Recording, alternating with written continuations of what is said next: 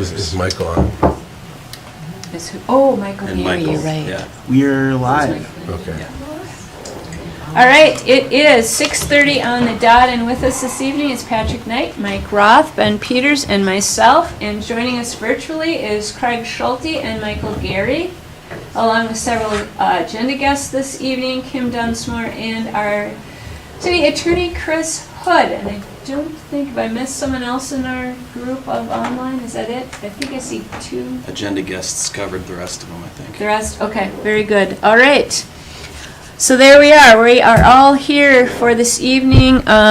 Open forum. Is anyone here for open forum this evening? Am I here for the open forum? You're on the agenda. Yeah. I guess I am. Hello, I'm Ann Braddis.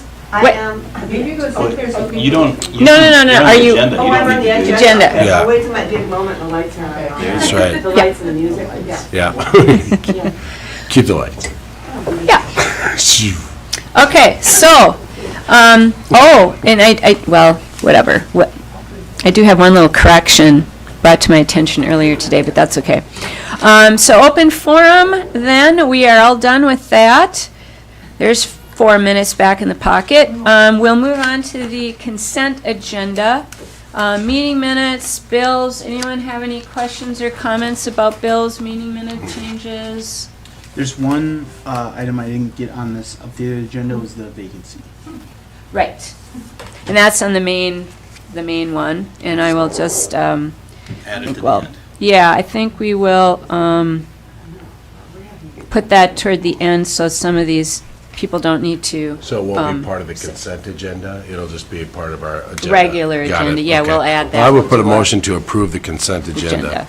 I will second. Craig will Michael. second that. Well, Michael? Michael. Michael did. oh, there he is. Okay, Michael did. So you motioned, Michael seconded. Any other comments or questions about that? Silence is golden. All in favor of our current consent agenda? You gotta do roll call tonight. Oh, that's right. I am so sorry. Thank you. Yep. So, Michael, Aye. Craig, Aye. Aye. Ben, myself, aye. All right, that makes 4. Moving on to LeGrand du Nord, Jeremy Kershaw, and just pay attention to our times. The nice kids that I visited with GES today noted in looking over our agenda that we had mistimed ourselves, which I applaud them for noticing that. So, LeGrand du Nord, Jeremy, your annual Good evening. visit.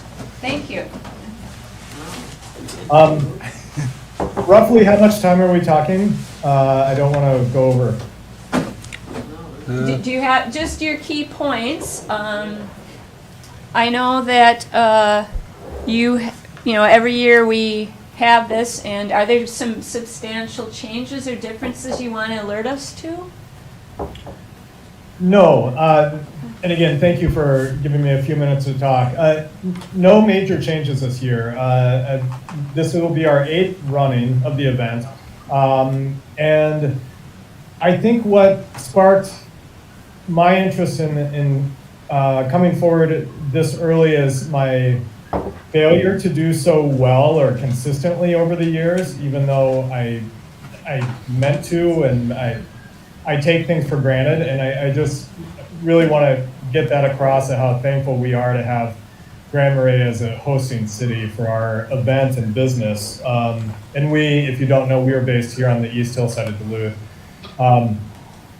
And an event did spark some interest and a lot of talk among gravel cycling around the country. And that was one of the biggest cycling events, one of the biggest gravel events that happens in Routt County, just out of Steamboat, Colorado. And there is a strong discussion going on between, in essence, local ranchers, you would say, or residents outside of the city of Steamboat, and the organization that puts the event on, Steamboat Gravel. It is a very different place than Cook County in some ways, and in other ways it's not. It's Steamboat's obviously a much bigger city than Grand Marais, and there, I think, are more people that live rurally in the county next to Steamboat, the city. But it was a good wake-up call for us as organizers of events to be sure that we're doing the right thing in making sure we don't wear out our welcome as a traveling circus that we are. I host 4 events in the Arrowhead, 2 harbors, 1 out of Finland, and Grand Marais, and Grand Marais has 3 of our events come through. So we are still looking I have an agreement with the folks that own the lot right adjacent to Voyager Brewing Company. We will be having our event start and finish there with a tent set up as we have in the last 2 years. I believe it's 2 years. We still would like to use 3rd Avenue West as a entrance and exit of riders to the city, and that includes 5th Street or County Road 7. Now, I am well aware of the inherent dangers of gravity and elevation change between the lake and 5th Street, and also that it's a neighborhood street. We consider ourselves lucky that we have not had any major accidents or deaths in the events. And, well, we've had a couple accidents over 18 years, but no deaths. And we are very fortunate for that, but also we like to say that we're making some decent decisions in planning. That route would be the same as it has been for the last several years. I always feel we could do better on 3rd Avenue West, as in like shutting it totally down, but I also know that may not be possible. The same is for County Road 7, and I know I'm not sure the gymnastics yet on construction on 5th and 5th is a major intersection there that we've been very fortunate to have the stop team organize and assist with that flow of riders in and out of the city, as we have with the sheriff and any local law enforcement that might be able to donate sometime in the morning as we ferry these waves of riders out. One thing we did do, we have historically capped the event. We've gone bigger every year. This is our 8th year. We started with something maybe 100 riders. We are at maximum now at 650. We had it capped at 800. I decided to bring that cap down to 650 so that we are not getting too big too fast. And that's something we've watched every year. So we're trying to manage that flow of riders so that for 2 reasons. One is that the riders that come up feel that it is a heck event. It's our event. It's our baby. It's our restaurant. It's where everyone, we're there. Our family runs that event. And that's one of our strongest selling points, and we don't want to lose the feel of it getting too big. The other is just finding where we're comfortable with that number of riders on the road. It would be very similar to the numbers that we had last year. And we felt that was a sustainable number from our viewpoint. We could go up. We always have attrition. And we have 800 riders on the books and only 650 show up for the race day. So we know that happens too. I think in closing, I want to make sure that our voice is getting out, not only in gratitude, but also in welcoming Grand Marais and Cook County cyclists. And I have a proposal to reduce our entry fee by half for those that have Grand Marais addresses. Even retroactively, I could do that. And that's good. More people on bicycles is the best thing for us. And we want to look at ways that we can alert residents in Cook County and Grand Marais that the event is occurring, which is May 25, that Memorial Day weekend, that Saturday as it always has been. And just try to keep it as safe as possible. It's never going to be 100% safe. We know that. One person can get hit on the road out of 100 people on the road. But we'll do what we can. And part of that is getting the word out better. So those are some of the key points there. Well, I personally have not heard of any issues. Maybe the city more directly, Mike, you might know over the years. You're always, Jeremy, very particular and very well detailed and organized in managing your race. And it's awesome to me that all the cycling has just boomed. I've never seen anything that's taken off so quickly.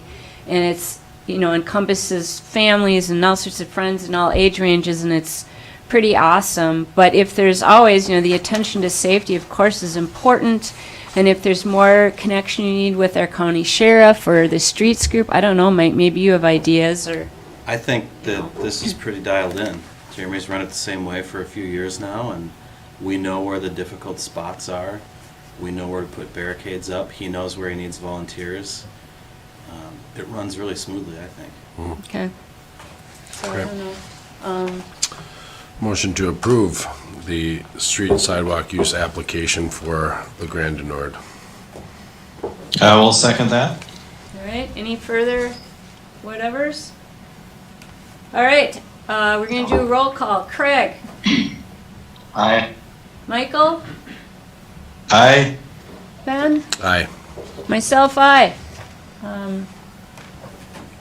You are all set, Jeremy, and Thank you. thank you so much, and thank you for bringing these races to our community. You're doing all the hard work, and we're just totally benefiting from it.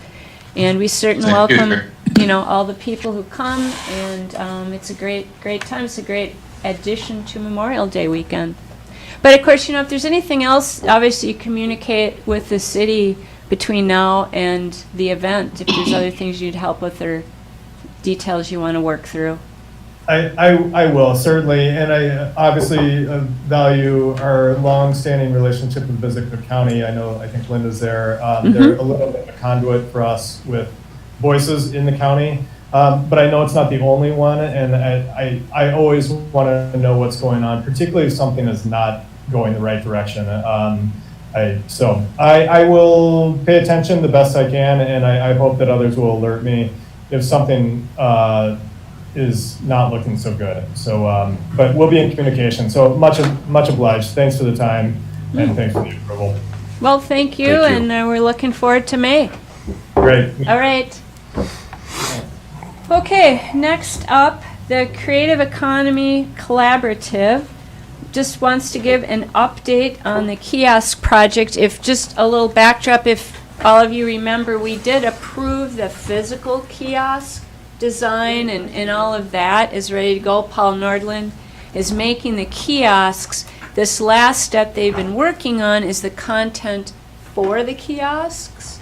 And Stacy Droulard's done a lot of that, and there's other people as well. So they just wanted to give us an update, and then they should be ready for a late spring, early summer. Chris, the way our weather is now, I can't even use late spring. Feels like late spring right now.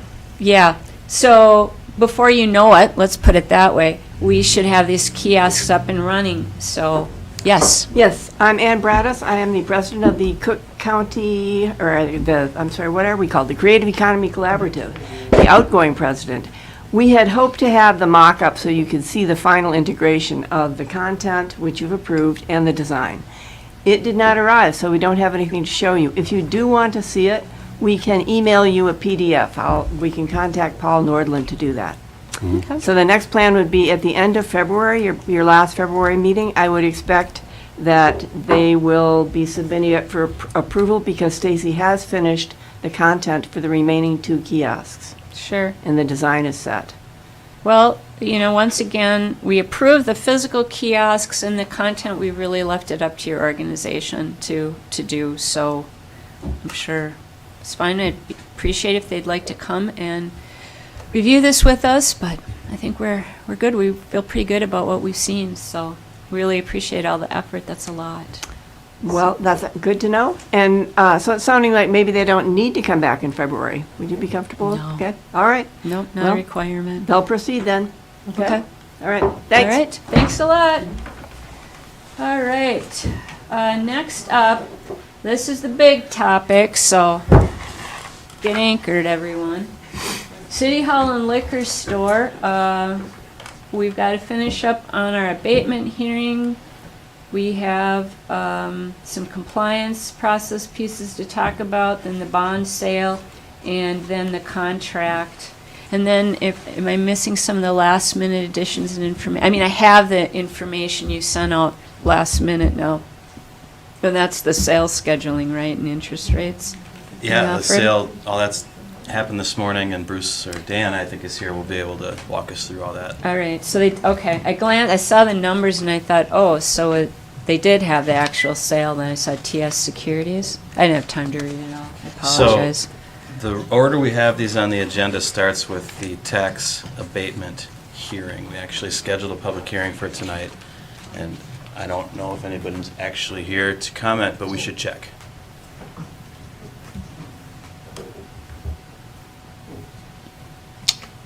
Okay, No one great. wants to get into Taken the care of. details of a bond sale? Heavens to Betsy. Okay, Just for folks' information, there's a list of properties in the vicinity of the City Hall property that we will use a portion of the tax proceeds to, we're abating them, but basically we're just using them to pay off the debt. So it's just one of the tools we're using to be legally authorized to borrow this money. and then we have, some of the funds from the liquor store will be actually also contributing to the actual payments, so. We're going to probably use every source of revenue we have to contribute. And so now we've got a resolution in front of you that is approving property tax abatement, which would be the next step. All right, so we will attend to that first.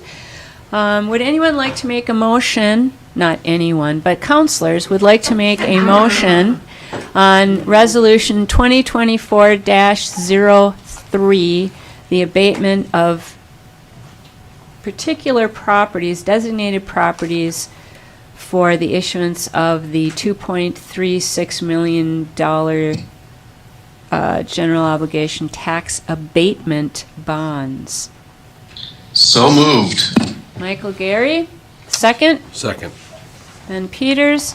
All right, any questions or comments on that, or thoughts? I see a no from Craig. Anything, Nope, Ben? I don't have any No? questions, All right. no. And with that, we'll take a roll call vote on the resolution. Michael? Aye. Craig? Aye. Ben? Aye. Myself, aye.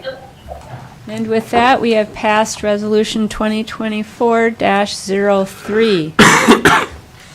Once again, another major step in a brand-new liquor store in City Hall, and there are absolutely no fireworks, no confetti. Just kind of a letdown for all of that work. All right, Mike, It's- what's next It's a on that habit. laundry It's a list? habit being boring, sorry. That's okay, I guess. That's what we do. We should be happy about Yeah, that. well, we'll really spice it up next with the post-issuance tax compliance policy conversation. Okay, is those- This policy is something we need to have, and was prepared for us by, I believe, our bond counsel. And so if we would just go ahead and adopt it. All right, what is, any more detail than just tax compliance policy? Is there a more proper title? That is the proper title. It's post-issuance tax compliance policy. Okay. So, I'll add that. Okay, so would anyone like to make a motion on the post-issuance tax compliance policy? I'll make a motion Second? to accept that. I'll second. Thank you, Michael. maybe a couple details would be helpful then. All right, Michael? We're designating the finance director as the responsible person for this policy. Kim Dunsmore. There will be compliance training for the responsible person. We have procedures for the timely expenditure of the proceeds. We understand that we have to spend the money on the project, and we have to do it in a certain timely manner. We're going to comply with arbitrage yield restrictions. That's actually something that is an issue this time because our interest rate on our bond is nice and low, and we can get a higher interest rate on our money market account where we'll be having that money sit while we're spending it down, so we had to actually do some work on that. And then we're just doing these things to make sure that our debt stays in compliance with all the tax rules and stays legal, and that the people that are lending us the money are going to be in good standing with their holdings. And I don't know, how many pages is this thing? 6. So feel free and poke through it and if anybody has any questions, we'd be happy to dig in more detail. Trying to remember, was it 2037 before we could do a call on these? Well, let's talk about the debt now. Or no, it can't be 20s. Yeah, was it 37?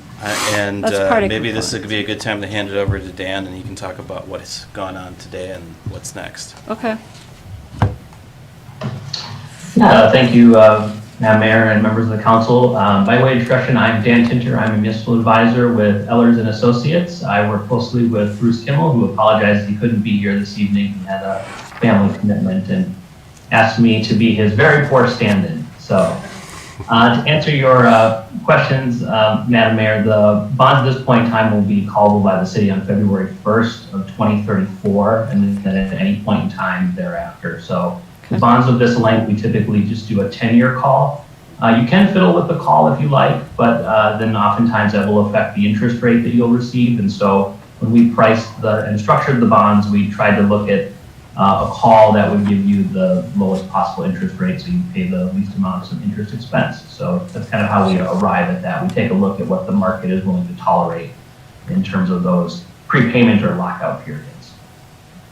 But moving into the sale itself, some folks already mentioned it earlier today. At your direction, on your behalf, Ellers accepted bids on the bonds. Those bonds, as a reminder, you may think we started this a little while ago. December 13th is when you held the public hearing for the CIP portion of the bonds, and earlier today you approved the tax abatement portion. To finance the municipal liquor store and the city hall within the city. We received 7 bids, which that is a very strong set of bidders. Normally we see 3 or 4, so anything that's kind of north of 6 suggests that we're getting good interest from the market, and the spread between the bond bidders was relatively tight, so it's a good test of the market, meaning that we think that the yields that you're receiving on your bonds are appropriate for the city. The low bidder was TD Securities out of New York. So as you know, when we do a competitive sale, we put the sale to the entire market. And so it is quite common that we will receive bidders from outside Minnesota and the Midwest because you have institutional investors all over the country that are who round out their portfolios. And found today, the folks at TD Securities, the bonds from the city of Grand Marais, would be a good addition to what it is they're up to over there. So some good news right now. The low interest rate really on the bonds was 3.42%. You may recall when we presented the pre-sale report that it was actually closer to 4.08. So the interest rate came in about 66 basis points, or kind of 2/3% lower than what we were anticipating, which really that means the city will pay less interest over the term of the bonds. And in fact, if you were to crunch the numbers, and we have because we love to, you will pay about $678,000 less in principal and interest over the life of the bonds. And that's due in part to the interest rate, but also because you received a premium on the bonds. So the underwriters offered you a premium of just over $500,000. And after talking to staff today, we actually took that premium to reduce the size of the bonds. So ultimately, we used a little extra money that we got from that purchaser, TD Securities, to borrow less money. So you're borrowing less money and you're doing it at a lower interest rate. So ultimately, it's a very good deal for the city. So right now, you may notice that when you look at the final resolutions provided by the bond council, that those par amounts look a little different. The pre-sale, the par amount was closer to $6.155 million, and now because we reduced the bonds, that par amount will now be $5.645 million, reflecting that premium that we used to reduce the overall size of the issue. Nice. So ultimately, with all of those moving parts and the strength of the sale, the pre-sale report that the sale day report that you have in front of you recommends that the city council ultimately award the sale of the bonds at a par of $5.64 million for the municipal liquor store and city hall project. So that's a lot of information and a lot of moving parts. And I'm happy to answer any questions that the council may have. Once again, I appreciate the conservative initial numbers, and this makes it all look much nicer in the final run. No.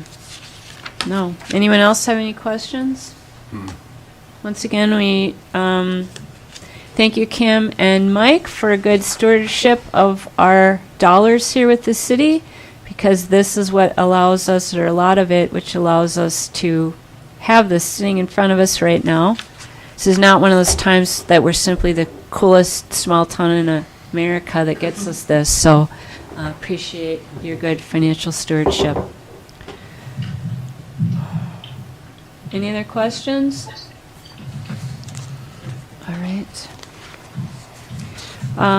Are we back? Do we have to prove that, no, the sale's done? What are we approving at this point? We were Well, on you have to compliance award it. policy. So there's a resolution now approving the bond sale.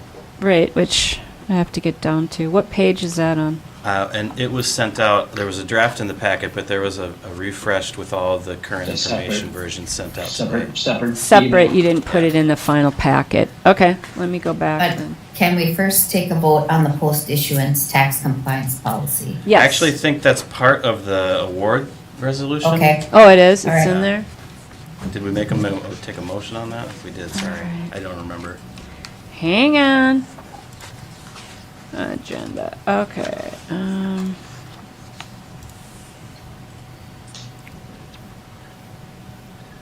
Did you, no. Do we have it in hard copy? This resolution? It's right here, yeah. I mean, I think it's Oh, just that one. 2024.03, approving the bond sale and the award to TD Securities. Well, that's the one we just did. Yeah, I think the number is off on the Oh, on the agenda now. resolution? It's actually 04. 4, okay, Okay. well then I can Okay. do that. All right, so with that, would anyone like to make a motion on resolution 2024-4 for the bond sale? So moved. Second? I'll second. Thank you, Craig. Roll call, Ben? Oh, wait Aye. a minute, any other questions or comments? All right, Ben? Aye. Craig? Aye. Michael? Aye. And myself, aye. And with that, we have approved the bond sale that occurred earlier today. Thank you very much. And is the compliance policy within that? Madam Mayor, members of the council, yes. So Okay. the award resolution includes something called the task compliance certificate, and the policy will be attached to that. So your action to award the bond sale Was approves the policy. both. Good. Very good, thank Yeah. you. All right. Thank you. Anything else? Congratulations on your sale. All right, thank you, appreciate it. So now McGough. we're shifting gears to McGough. Mm-hmm. Yeah, now Okay. we have to spend the money that you just borrowed. All right. Were there any comments you wanted to make, Mike, Anybody about? wants to just quickly peruse these freshly updated contract documents? We've got a few copies here.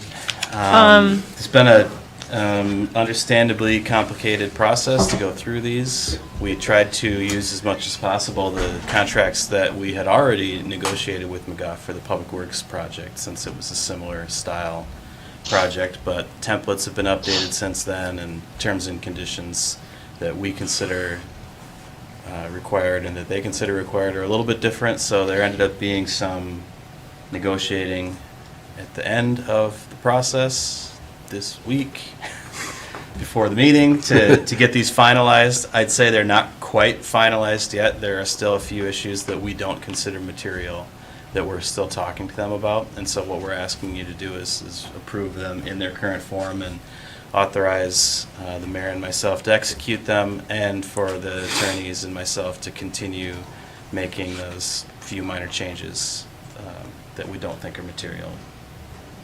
Does that sound about right, Chris?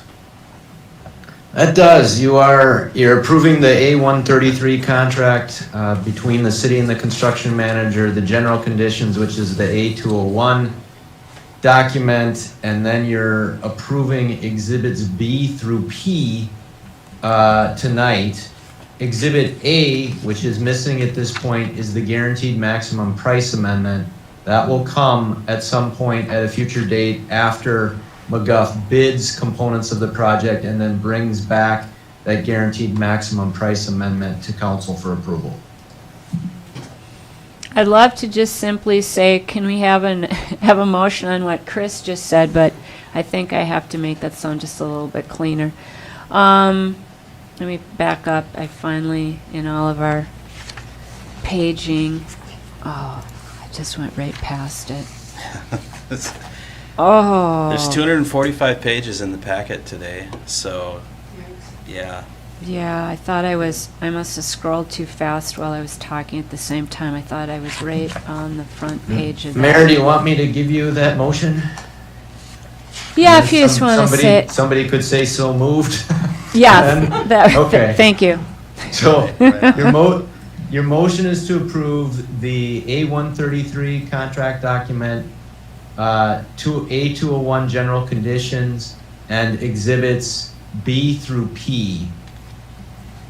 And then authorize the mayor and city administrator to execute the same, allowing for minor or technical changes. So moved. Second? I'll second. Thank you. Any further comment or questions on this? Thank you, city attorney. I just wanted to remind folks what some of those exhibits are. We sent out with the packet Exhibit B, which is the insurance requirements, and Exhibit K, which are all of the forms that McGough will use to do the selection of and hiring of the subcontractors. And then there's a bunch of other fee schedules, basically, is what the rest of those attachments are. So we didn't include those in the packet just to save space, which didn't work, but if anyone wants to look at them, anyone at all, just let me know and we'd be happy to show them. Well, I did review some of the key things in the original packet, but obviously not some of the rest. But all right, so with that said, we are going to do a roll call. Craig? Aye. Michael? Aye. All right, Ben? Aye. Myself, aye. So we have now approved the contract with the varying conditions with McGough, once again, to do work for the city. We are through that. Could somebody at least online on their screen do one of those backdrops where things happen? Confetti. Because this is like, We can definitely do confetti when the excavators show up. boy, is there going to be a party. Yeah. All right, very good. Thanks, Chris. Thanks for helping me get through that. All right, next up, the HRA report. Jason Hale? How about that? How about that? You thought you'd have to wait another hour. I'm not disappointed. Are we ahead of schedule? What? Are we ahead of schedule? That far? We are. I don't know if we want to say something like that yet. No, we're just right on time, right? We're right. Yeah. We actually. Yeah. Good time.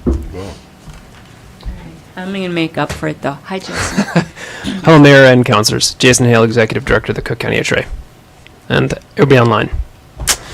Well, we have a couple things on the agenda that Mike and I thought it would be appropriate to just talk about in advance of bringing some formal actions to the council. The first of which actually is to discuss as the agenda says, the city participation in the potential development up on Highway 61, 1800 West Highway 61, the city-owned property right north of the utility and maintenance shed.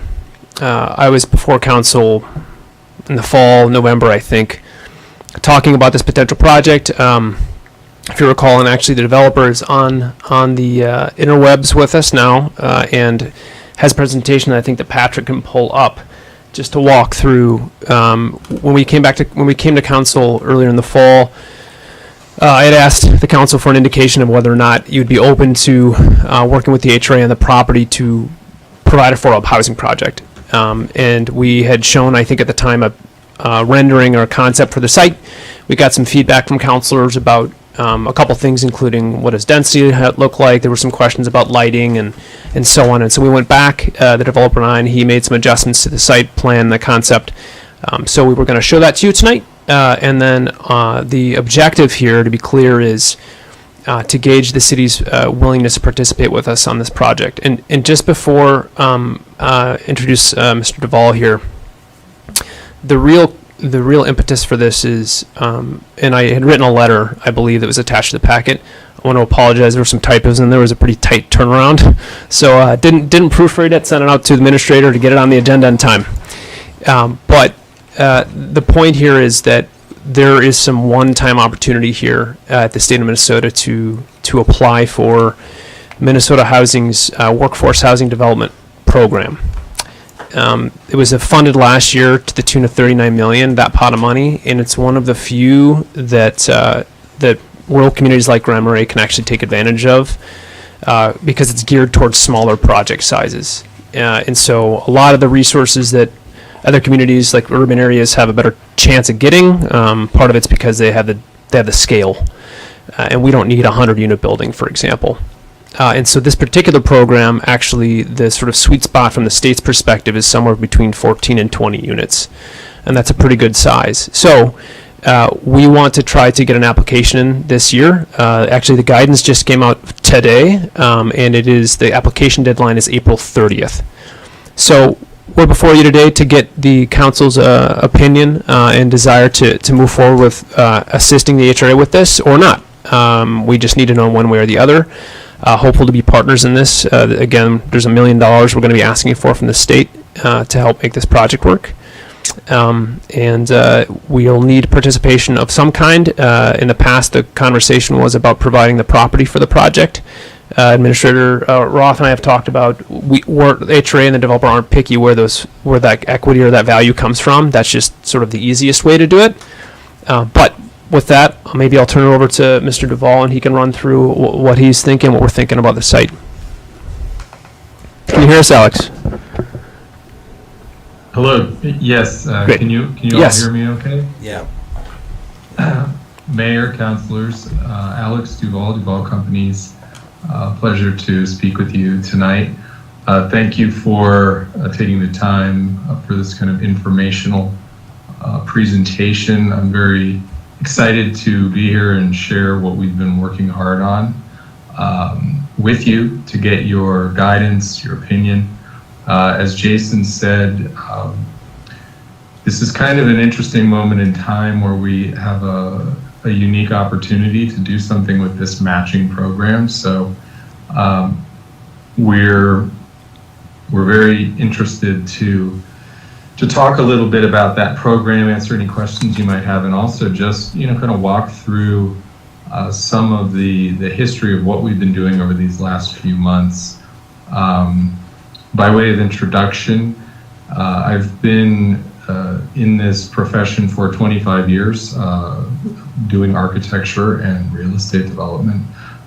Prior to founding Duvall Companies, which has been in business now for 10 years and is based in the Twin Cities, I was working with a large architecture and real estate development company, doing projects in numerous places, and always with the belief that it's important, whatever community we work in, to do a good job, put the best architecture forward, and also be good citizens within the communities that we're working. So I'll probably just jump into the presentation that we have prepared, unless Mayor or councilors have any initial comments or questions before I begin. I will, but I would like to hear your presentation first, and others Okay. may as well. But yeah. And Alex, I was gonna ask if you are prepared to present your screen and share it that way. It'll be a little bit easier to pull off technically and make sure everyone can see it. But if not, I think I can pull it off. Sure thing, I can try. Okay. I will do my best. Let me see here. You can bear with me for 1 second.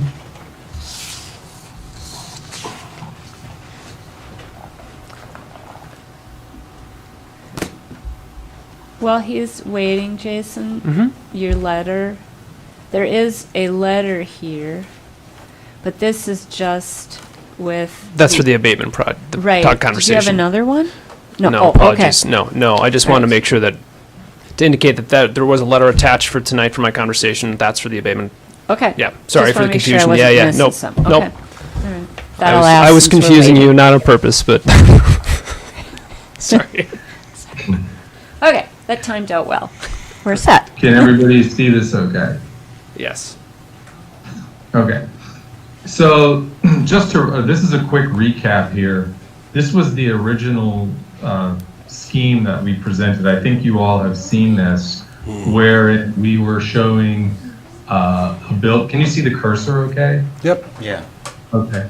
So we were showing a building here, some detached one-story garages that was taking up the entire north portion of the city site.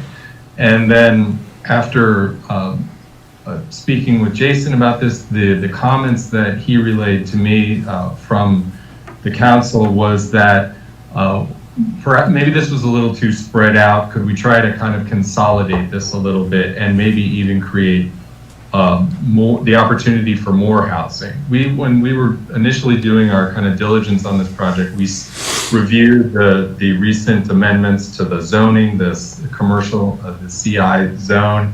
That part of the strategy in doing those changes was to enable more housing. So we thought that this site, this location, was consistent with that, and understood that more density was something that we would be completely amenable to looking at. So we came back and did just a quick kind of concept massing of what that initial building would look like if we kind of essentially doubled it, very simply. Tuck the parking underneath it and create a hub to link the two structures together. So if you look back here, you see there was a one-story community room, and I'll talk a little bit more about that later. But the basic program is to have apartments, a community room, and parking. So we looked at mirroring it, doubling it, and then we got some additional comments. My understanding was that perhaps the site that's screen left here would be better looked at for another use. Maybe there was some commercial uses that the city was considering, not wanting to lose the opportunity to look at. So we took this scheme and then went into a third revision and said, all right, well, what would this look like if we essentially phased the project? And that's where we're at today. So on the left, you see that building that we've always been trying to essentially evolve on this site, which now in its current form is a 3-story structure, which we believe works within the zoning height that you have established. It has parking underneath, it has some surface parking. Still the community room remains, and a future phase here is shown hatched. So future phase could either be potentially some kind of commercial zone. We'd love to hear more about what your dialogue or what your thinking on that has been. If there's a way we could incorporate it, we would be happy to take a look at that. If housing is the priority, then we kind of have an idea about creating essentially we could maybe do it in a second phase and use the same prototype. We have parking in this area here that has a drive that's accessed from the access drive. You kind of have your services back in this lower southwesterly corner. A lawn panel that would be shared by either project. Here we're showing geothermal wells. We understand that you all are looking at the geothermal wells for your project as well. Love to learn a little bit more about what your experience has been there. And solar panels. So we have some ideas about sustainability as being a component of the project. And then the final comment I'll make on the site plan is the Gitche Gimme Trail. Here we're looking at creating a connection into our project for bicycles, pedestrians, and so forth. It was kind of cool to listen to the gentleman who was on earlier talking about all the things he's doing with the race and such. So we'd love to integrate more with those kind of uses. This is the level 1, aka street level plan. So looking at it programmatically, The large gray zone are the garage spaces. So this is going to be a kind of open air, non-mechanically ventilated garage at grade in order to keep the cost of delivering it low, but at the same time protected for the residents. Also, actually, I think the direction to kind of consolidate the plan, there's some nice features about not having to kind of cross that distance exposed to the elements. So I'm kind of liking the way this is evolving, in fact. An elevator lobby and stair, primary stair here shown in yellow, and a community room in orange. So just to speak a minute about that, this, the main use of the project, as everybody knows, is or even do some kind of activity that is not just about socializing. Maybe there's special interest groups or something like that who would want to have a place to come together. So the area shown in orange here is really envisioned as a place where those kind of activities can take place. Also shown in this plan, where it says 7 spaces for the parking, is an ADA accessible area, which is shown in this hatch. This is a covered space, and we have some renderings that will show this more clearly in a couple slides, but just to orient you to where it is in the plan. So you can enter protected at grade, come in, enter this lobby, go to the elevator lobby or the community space if you have mobility issues. So that's essentially the main kind of organization of the ground floor. Second floor are the apartments. So shown here in this kind of pink color are studio apartments. So these are essentially small in terms of the amount of square footage, but that also keeps the monthly spend for the resident low. So each unit has its own kind of bedroom studio space with a kitchenette and bathroom. So you have everything you need in there, but you can still go back to that community space if you need, a little more area. We have shown in green one, kind of more traditional 1-bedroom apartments. And then in blue, a 2 or a 3-bedroom. So this would be a large 2-bedroom or a somewhat average size 3-bedroom. So this is essentially the typical layout of this floor and the next floor above. But what is another nice feature we have here, shown in the kind of grayish brown, are decks. So the gray area is directly above that covered parking. So if you think about it, if you're in your studio apartment here in pink, you have a deck that's almost doubling the size of space that's available to you. Likewise, if you're in the 2 or the 3-bedroom unit, you have a deck on one side and a deck on the other side as well. And the decks on the kind of lawn and community room side are over a covered walkway. So just to kind of flip back, so this is a covered walkway. If you come and you like a visitor parking in this space or coming from the trail, walking or biking, you're protected by kind of a portico. So that's the second level. The community space is a double height space, so where it's indicated open to below, that's what we mean.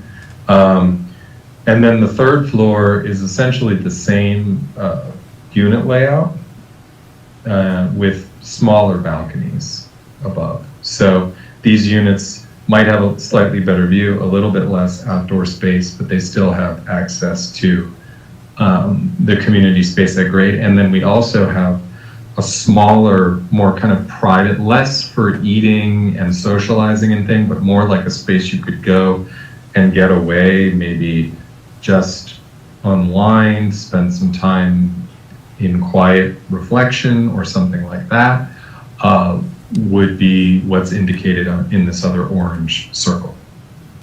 So that's essentially the program of the building.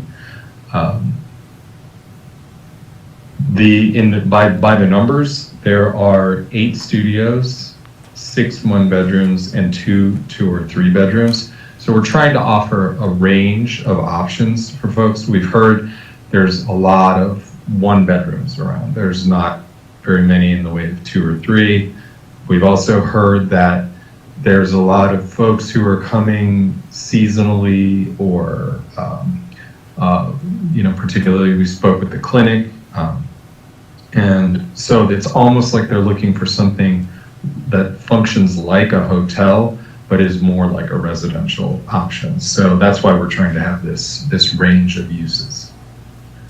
The rent for these would be 80 to 120% of the median income, which is kind of designated by Minnesota Housing. So it's one of the requirements of the grant program. And then this is essentially what it would look like. So this is looking from West Highway 61. This is that bike connection to the building from the Gitchigami Trail. So the community space is shown here on the left, the kind of domed structure. So that double height community room is the ground floor use, and then that kind of quiet space is this small upper area, and then the apartments are on the right with the covered walkway that leads you into the entrance onto the elevator lobby.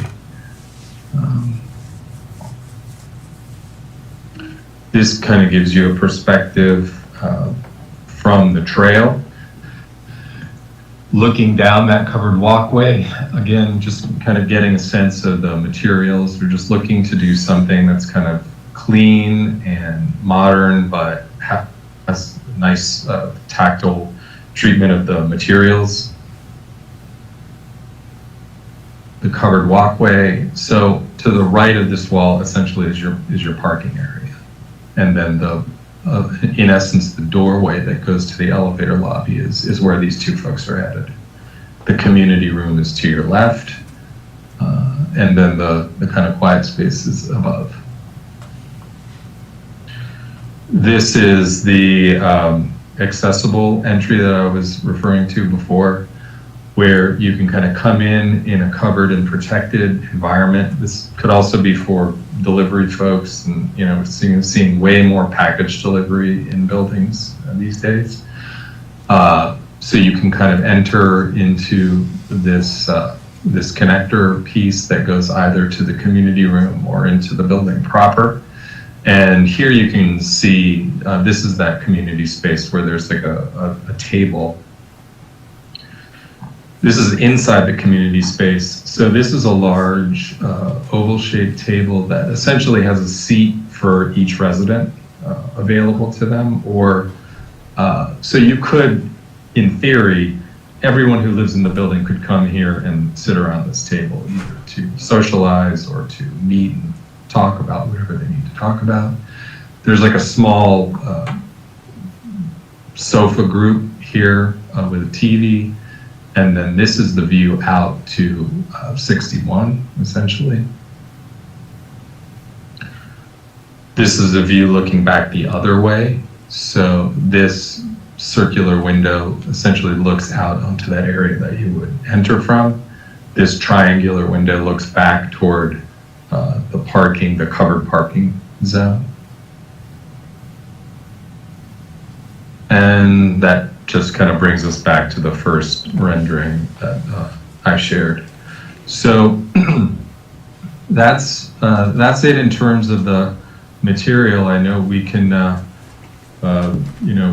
provide more. I know this is a somewhat condensed version of a presentation, but I wanted to be mindful of council's time and just make sure we're on the right track here before we put much more into this. But I'm very excited to work with the city, and would love the opportunity to share more about what we're doing, answer any questions, or get your guidance and direction on this. And thank you for the opportunity to speak. Thank you for the presentation. Really clear visuals, really help get an idea what it is that you've lined out with several different options. We did talk about this briefly at our last meeting, if you remember. I think it was our last meeting, right, or meeting before? I think it was a while I think it before. Was it a little bit before? Before we jump into this, can we quickly talk about a related but separate issue that Michael brought up? He's a clinic employee, and the clinic is a potential investor in this project. And so that needs to be disclosed, and Chris, your advice is that means he can't participate in this conversation. That's correct, yes. He has it is a non-contractual conflict. There's no pecuniary benefit to Michael, but since he's an employee, the best course would be for him to recuse from discussion and voting. Does it matter what his role is as an employee if he's not part of the management team, for instance, that is discussing this participation? You know, of the clinic? It does, but there's still the issue that it could be construed because he's an employee that in some way that would result in him feeling compelled to have to vote in favor of something like this. So that's why recusal is recommended. From just a basic, Optics. Yep, Yes. got it, thank you. Alex, could I have you stop your presentation? Thanks. Well, I'd just like to start one more time with what I said the last time we talked about this, what I said at the last EDA meeting, and I'd like one more time. And Mike and I have talked about this with possibly discussion on this topic at our next meeting at more detail. And this has nothing to do with the developer or Jason, really, in a way. And that is one, again, I'm going to bring up the fact that when we sat with this property down here, and then we acquired that substantial property at the top of the hill, there was a lot of commentary, and rightly so, from the public that we were sitting on two pieces of commercial property and taking them out of the tax rolls. And the conversation began eventually that once we decide what we're going to do with City Hall and the liquor store, whether it was in the top of the hill or not, and once we made that decision, then we would work on what we would do with the property at the top of the hill. And obviously housing is super important to our community, and that's been, to me, one of the most unified topics I've ever seen in our county. But still, I have not forgotten our promise that we would potentially sell this property and put it out and put it on the tax rolls and make it commercial property again. And I would still like to have that conversation. We had asked Mike to get some just general concept, not like a full appraisal like we did last time with other property, but just an idea and explore, which he started on. And I would like to spend some time with that. And I know time is of the essence, and I get the whole thing about this one-time funding, so I certainly don't want to drag this out. But I would really like to hear from the public and not have them think that we just sort of forgot something and moved on to something new without acknowledging it and having a meaningful conversation about it. And that's kind of where I stand and how I feel about it, which is no comment about your building design or what you want to do with it or anything else. I just feel like we need to have that conversation. I don't know if other people feel we're good to go. It's not like I personally have an opinion about where the property lands. I just want to acknowledge that. And I understand. I don't know exactly what the ask is yet. well, at this point and before, it was a potentially our contribution to this project would be to give them the land. That was one way. There's other ways we can do that, but part of the funding requires participation from the city and the county, or just the city? Yeah, Mayor Benson, if I can address a couple probably overarching questions. Yeah. One is, yes, that the state of Minnesota changed the rules, I think, in most communities' favors this last time. Instead of a 1-to-1 match, it's like a 1-to-2 match. So we're going to apply for approximately $1 million. That's the goal. And so we have to show $500,000 of local match. So I've been working with Mr. Duvall on other resources. And like he mentioned, we're talking with the clinic. We've talked with other potential local investors. We've talked to the hospital. The HRA is going to bring some money to the table as well. The goal and the hope and I mentioned this at the last meeting, I think it was November, but it's been a busy 6 months, so don't quote me on that. The goal was to request, would the city's participation or their willingness to participate provide this land for the project? Because then we can leverage the equity of the land for the project. We can use that as local match. I wanted to ask a clarifying question. I appreciate that there's some commitment to the community in the past of, hey, we're going to make our decision about this property and then figure that out. One of the reasons that Mr. Duvall looked at changing the scale is to make more of that property available for other developments. And this would be a commercially classed property with being on the tax rolls as soon as it's built. So one of the reasons that I'm so bullish on trying to get these dollars is because we're trying not to do other things like TIF or tax abatement. We're trying to take the state's money and build something that will go on the tax rolls as soon as it's done. That makes sense. And again, we have, I think the council probably recalls 2022, there was a project in Tofty, Sawbill Village was talked about. They received Minnesota housing dollars, this same program. And they received tax abatement, I think $650,000 and an IRRR grant. I think they got like the trifecta, and they still weren't able to build it. So my point is just, it's getting harder. I just talked to a couple of contractors. It's getting harder and harder to build these things. And so our ask is, like I mentioned at the beginning of this conversation, it can be the value of the land for $1. It can be tax abatement. It can be some other mechanism. We're not particularly picky. We're just trying to count on the value of $200,000 to leverage the other $300,000 we're going to get, and then the $1 million from the state. And of course, the trick here is timing is never on our side. We've been waiting for the state to issue this guidance and understand exactly for about 2 months, and it came out today. So we're just trying to make sure that we get our fair shot at it before it closes. So I know you know all that. I just want to be clear that that's why we're doing it now. We're not trying to ram It's run. helpful but yeah, for sure. Yeah. Do we know what the land is worth? No, I don't think 200,000 is high. My guess is it's more than that. We've got some folks working on it. Okay. I mean, that's what Yeah. I'm seeing in your pro forma for the other recent It's purchase. It's 200 across the street. There's a lot of things going for this piece of property. It's pretty unique. And so I expect it'll carry that value, if not more. Okay. Which, And looking- I'm sorry, Mayor. I was going to say, so I've been tracking and keeping a spreadsheet of our commercial sales because there's been quite a few recently, and obviously they aren't the same as the property Yeah. on the hill, but it just gives you an idea of where things up, and they of course are all up, and nothing has a value till the day it's sold, but truly established value. But I appreciate the thought of splitting it in half. But then, for me personally, my first reaction is, if we're going to do this, then it should just be housing. Okay, I guess someone might want that smaller, deeper lot. I don't know. Actually, the bike shop wanted the smaller side of it. So, yes, but to me, it gets harder to say that when you're putting housing, and then all of a sudden you're going to, but whatever. So, I don't know. Craig? Can I ask another question real quick? Oh, I'm sorry. yeah. Go ahead, Craig. Go ahead.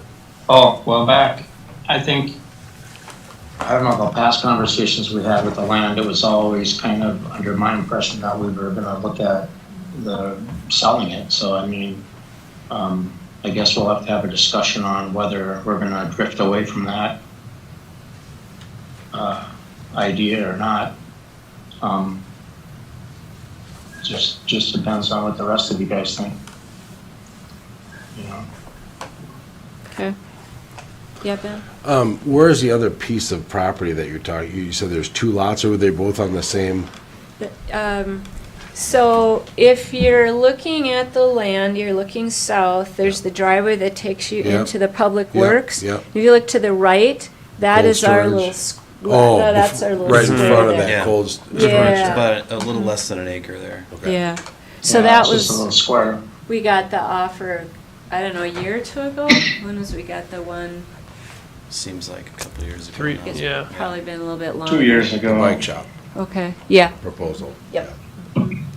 As I recall, that was pretty small footprint to the shop Yeah. itself, it's 5,000 square feet or something. yeah, it was small. I'm really bad with size.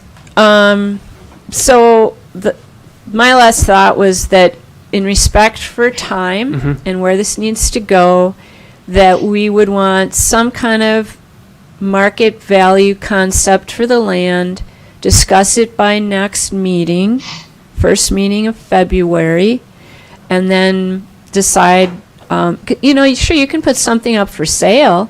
You don't know when it's going to sell.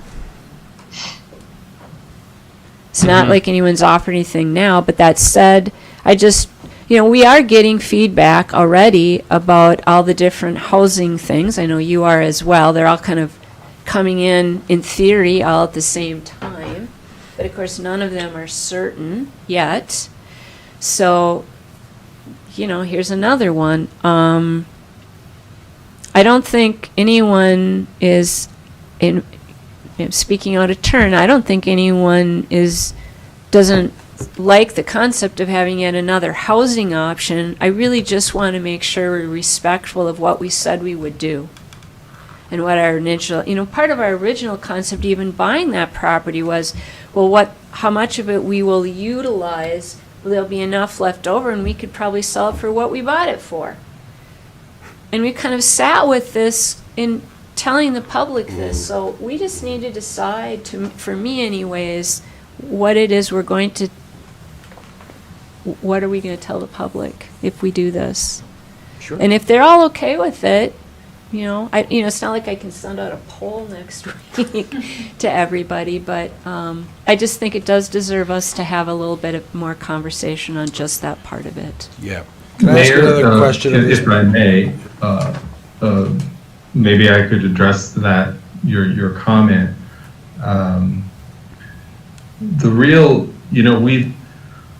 We've been looking at the state of housing in the United States, generally speaking, in Minnesota, and it really is in a crisis. So you almost can't read the paper without looking at the so-called housing crisis. It's funny, what I would call my other job is currently, for the last 6 years, I've been working on the so-called Rice Creek Commons TCAP redevelopment in Arden Hills. In fact, Bruce Kimmel is a friend. Too bad he wasn't able to see him tonight. I've known Bruce for about 7 years now, and because Ellers has been working on that project as well.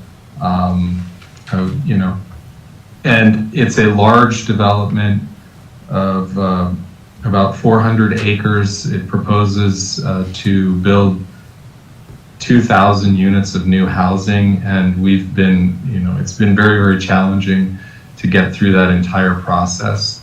The reason I mention it is because so many municipalities have been really, it's hard to deal with, and I hear what you're saying, that it sounds like other projects are kind of in the pipeline and in the works, but it's hard to estimate how much housing is really needed. By some accounts, there's 3 million units short in the United States. We see tremendous need for folks who work at the clinic, who work in, I just call it hardworking Minnesotans, and that's why we've gotten into this deal, and why the state, I think, has rightly appropriated this money. And what they're really looking for is understanding that cities can play such an important role in being a partner in this. We're doing one other project like this in Gaylord, Minnesota. The city down there has, we've been working with them for several months now as well, in a similar capacity. They have agreed to contribute the land that we need, and local businesses there are also kind of stepping in, because it's their workers who they can't hire people because they just have no affordable place to live.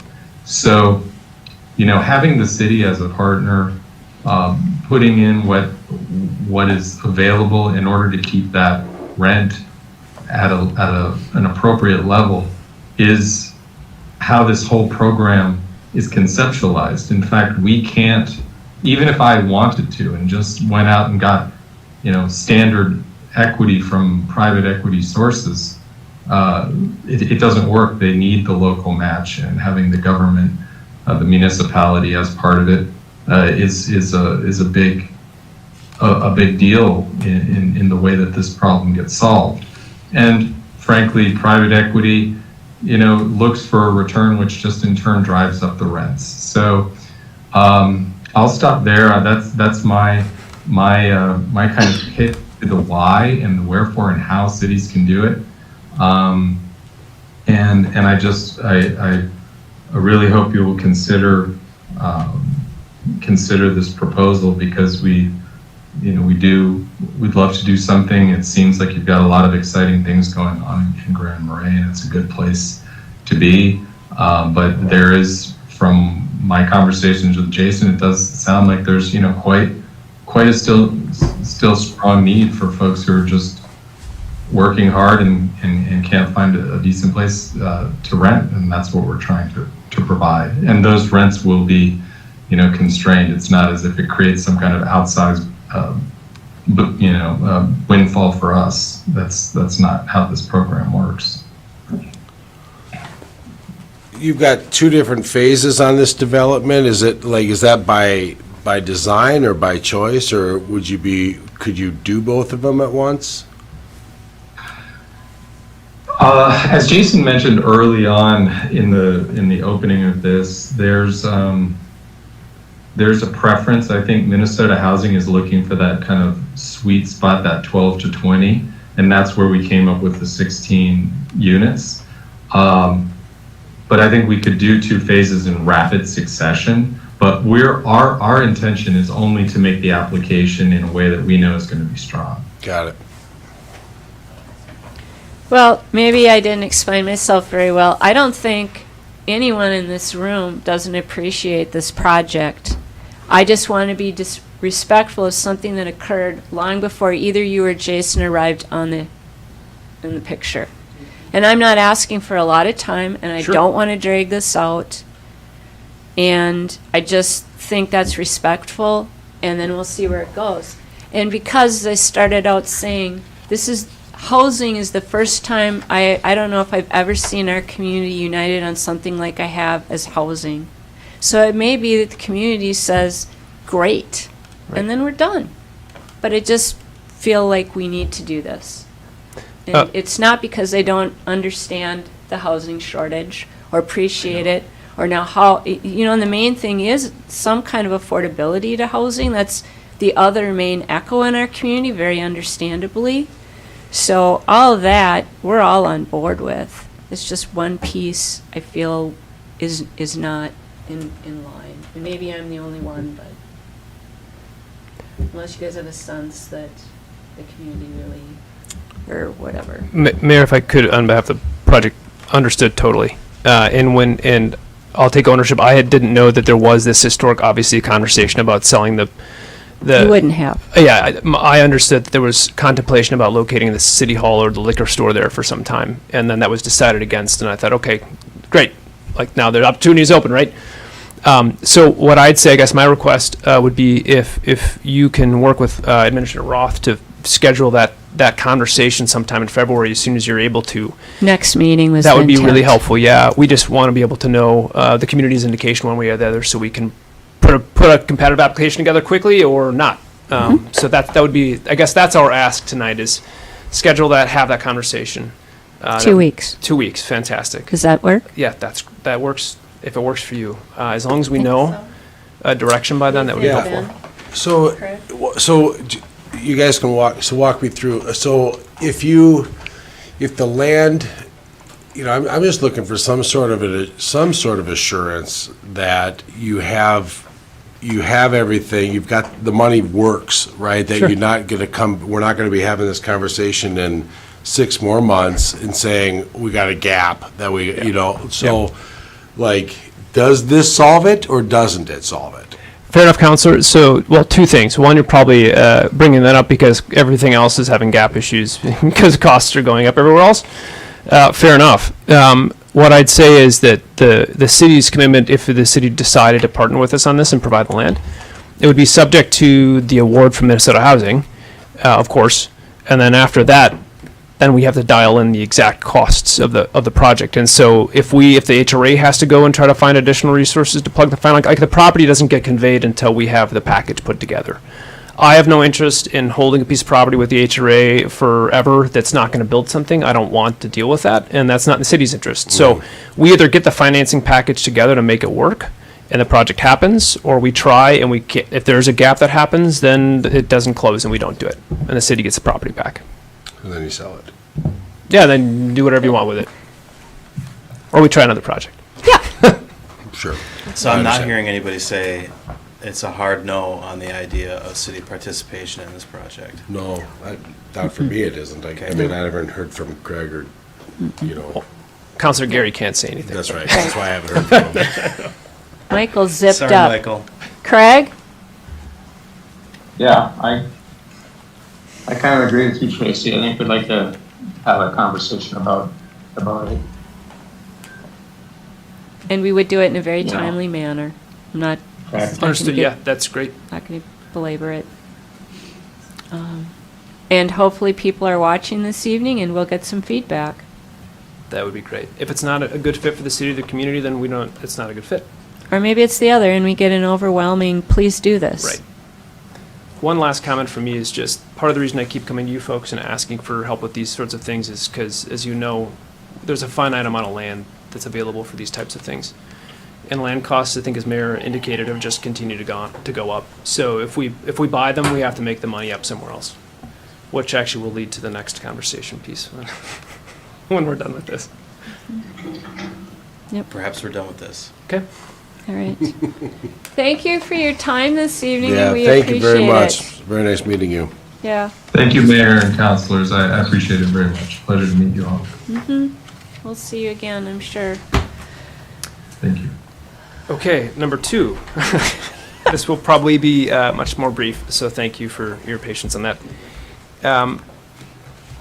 For those situations where the land isn't for $1, for example, this is actually a really good example.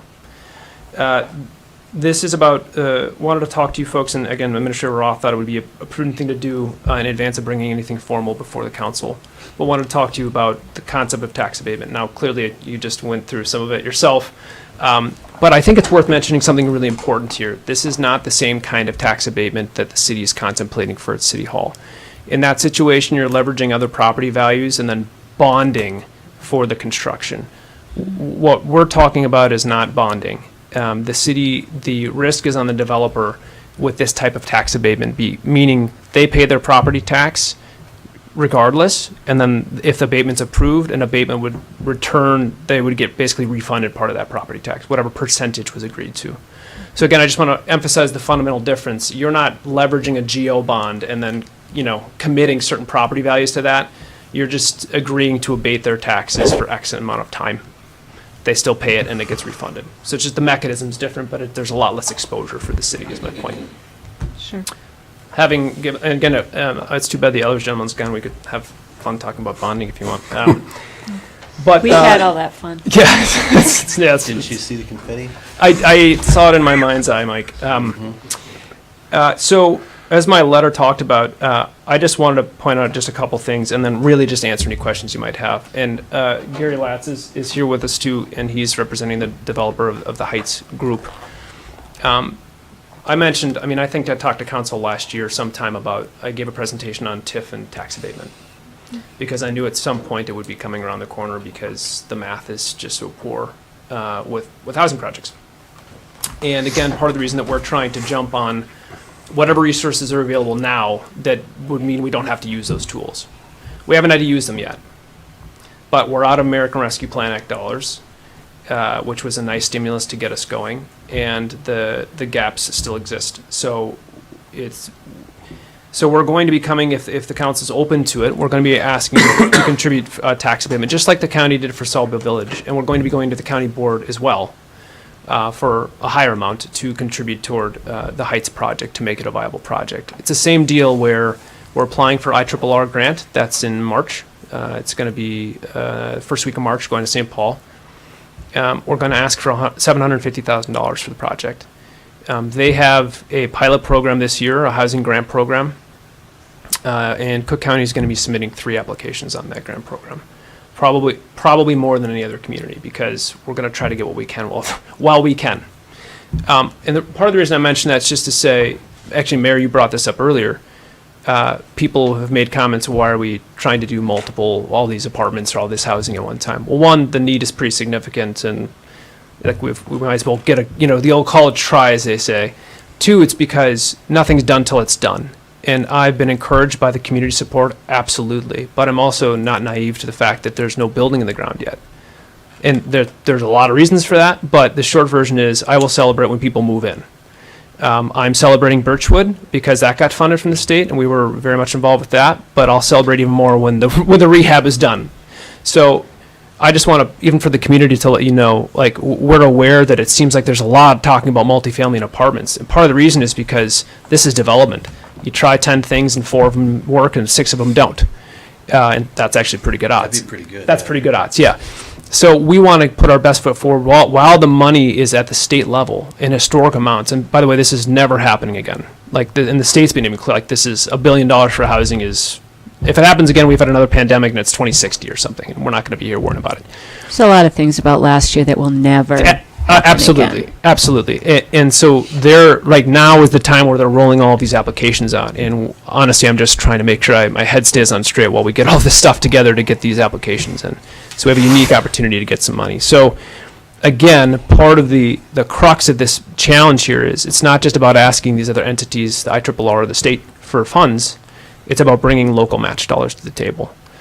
So for the Heights, we're planning, the HRA is planning to bring some American Rescue Plan dollars, $150,000 approximately, to that to act as local leverage. Mm-hmm. And again, the HRA just doesn't have that big of a budget, so we can't.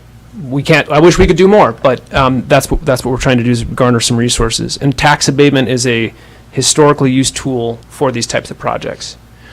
Mayor, I sent you and Administrator Roth a tax abatement policy draft just for your reading and redlining and discarding, whatever you like.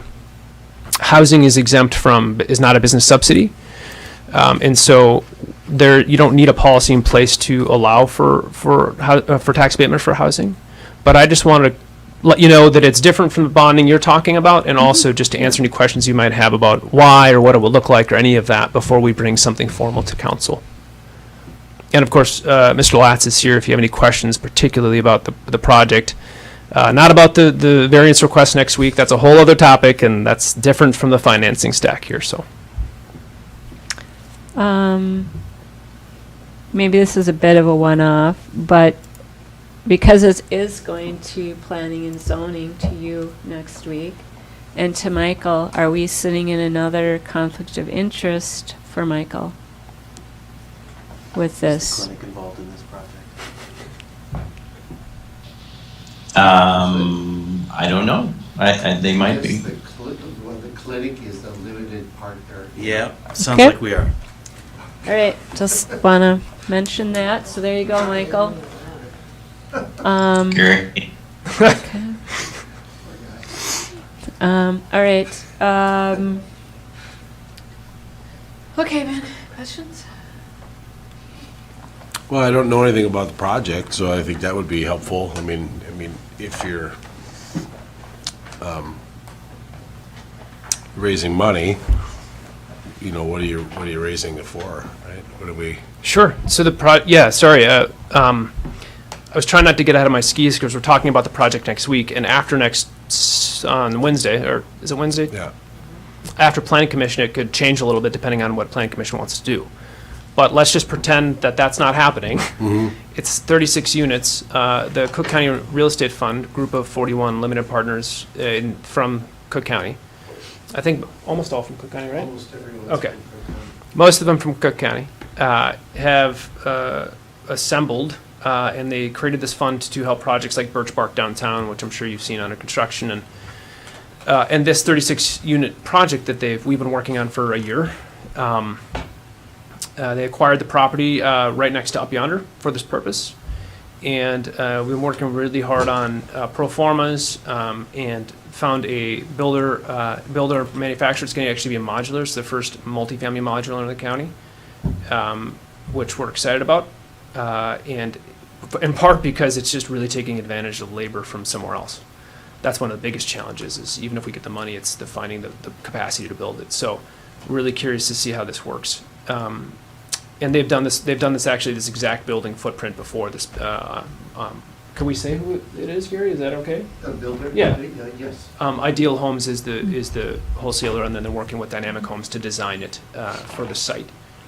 So it's studios, 1s and 2-bedroom units. At this point, our ambition, especially with tax abatement, makes it possible to do half of the building capped at 80% of the median income.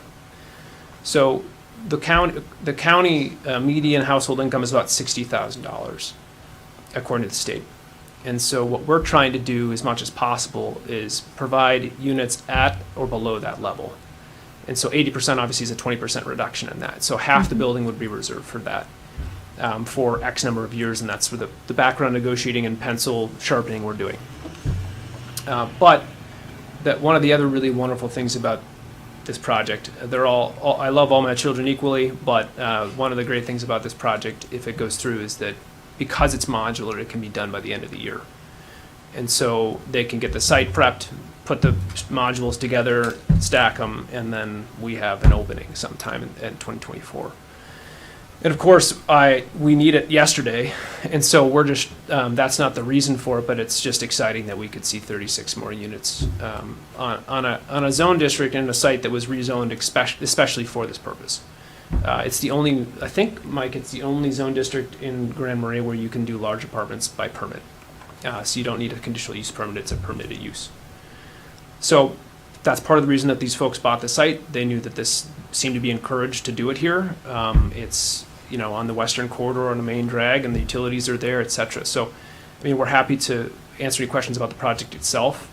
You'll see the designs and everything next week. Maybe next week, though. Yeah, but this is more about the spirit of the using tax abatement to help projects like this happen. Again, we don't have any other, there's no other pots of money locally sitting around where we can leverage local match. So we're going to be coming if you're open to it. Walk through local match, right? Like, what does that mean? So you go after a chunk of money, right, in the form of grant, and somebody else somewhere. Does it have to be a government that matches? Does it have to be a local government? Can Depends it on just be one of the 41 investors? It can't be the equity of the 41 investors. And so that's what Mr. Duvall was saying. It has to be the local community in some capacity. So typically, these types of projects, and actually Director Bida is here, can speak to this too, most often local match from local governments or local match for these programs comes from foundations, tax abatement, TIF, land, or some other pot of money that the city or county has. That's usually local match. And in part, tax abatement and TIF are the biggest tools because they can leverage the most. So in this case, for example, if the county ask is for, I'm making this up, some X $100,000 and the city's X $100,000, there's just no other resource that doesn't cost out of someone's pocket to get that match. So tax abatement is not a check from the city, it's the developer paying themselves over X number of years in the future. So that's one of the reasons that it's used so often in that capacity, is because the city doesn't have to write any checks or rebalance its budget. The city can just agree, to the tax abatement agreement, or the county in this case. And we're going to be asking the county as well. So the local, again, the HRA is bringing about 150,000 of projects we're committing. I'm waiting to hear back from a grant that I submitted to Foundation. I believe that's pretty positive. Maybe another $25,000. So we've turned over every rock we can find. But the state, and as Mr. Duvall said, the state really likes to see that it's the local municipalities partnering with these state agencies to bring money to the table. So we are limited in where we can get the funds from. We can't just get more equity from a developer. That doesn't count. Right.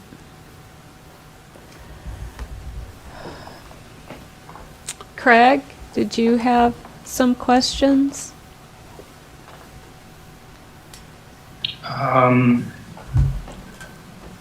No. So what is your purpose tonight then? Just give us a overview of kind of what you're thinking, or are you looking for a vote on this tonight? Counselor, the intent here was, at the direction of Administrator Roth, was to preface council before we bring something to you. Like if I saw everyone here say, no way, man, get out of here, then we wouldn't bother bringing an abatement request. But if there's an indication, you know, we would consider we'll consider an abatement request, then we'll continue to put it together and bring it. And by the way, the intent or anticipation here is this deadline for this other pot of money, different one than we just talked about, IRRR, I have to have that turned in by middle of February. For this one? Correct. Okay. So this is for my IRRB. Yep. This is for $750,000 of a pilot program in IRRR. What I'm going to be asking for, if you're amenable to me bringing it, is a resolution. And then, because of the timeline, I have an abatement agreement drafted, but we can take more time to sort out some of those details. But in the resolution, we would name a maximum term and amount for the abatement. So we'd say this is the top limit that we'll consider, subject to an abatement agreement. And then we would figure out the detail. But again, it's the interest of time, trying to get an indication, because that will make our application much more, obviously, much stronger. You're asking for that tonight, you're saying? No. Okay. No, what I'm asking for is an indication, sort of a nod of, yes, we'd like to consider this. Because Director Roth said, if you're not open to it, then we're not going to draft the documentation. And our next meeting is the 14th. Correct. So that's okay with your Yep, timeline? that's okay. That's my deadline. Well, And just being honest, I mean, I'm not excited about it. Like, I'm not excited about abatements at all. But, you know, and I'd like to vet the project to figure out what, you know, is there a pro forma? Like, what For are sure. you short? Like, what exactly are you talking about? Not that I don't trust you, right? It's okay. But, you know, and what's to prevent, how long are you gonna hold the building, right? A lot of these real estate funds, they don't keep the buildings very long, and then the next buyer turns it into short-term rentals. Then what are we doing, right? Now, we're gonna look like idiots. Two things, quick. I'm glad you brought both of those things up, Counselor. One, there will not be short-term rentals allowed. We'll have a development agreement. Just like every other project the HRA works on, we're not allowing short-term rentals. That's not in the interest of the group who's doing this, and that's not in the HRA's interest. So we can park that. That's not going to be a use on the site. The second one is, oh shoot, I just had it. Your first question. selling it, building it and selling it. Not merchant selling. It wasn't that. A new buyer would not keep it that way. No, you had another question. I'm sorry that it's escaping me. There's a lot rattling around in my empty head. Oh, no. Nope. There was one other thing. Who am I? It's not that you don't trust me. You don't have to, because elders, we engage with elders as well. So I do initial reviews of all pro formas. If it's like, this doesn't make any sense, no. If it looks good, we sharpen it, we get elders involved. Elders has reviewed all of this. That's the background sharpening of the pencil that's happening right now. Yeah. They will make a recommendation for the HRA to recommend to the city, hey, the developer says they want X 100,000, we think they only need Y. And so that's what we would ask you to consider. So it's not just me in my back office with my spreadsheet. It's that, as well as elders in their offices with their spreadsheets. So What's the timing of that information? well, in part, that's part of the reason that we would bring a resolution that has a cap and then leaves it subject to a future abatement agreement that stipulates the exact details, so that we have time. We met with the development team and elders this week on Monday, and we want to put what's called a look-back clause in. What it effectively does is says, hey, if your project doesn't need the full abatement term, we have the right to go and reduce it. And so that's in the interest of the city, of course, and the county.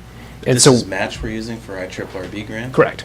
And so if it goes away, how does that work? Because we have enough match, even if it were reduced enough, we have enough match from a couple of other sources where it shouldn't be a problem. Okay.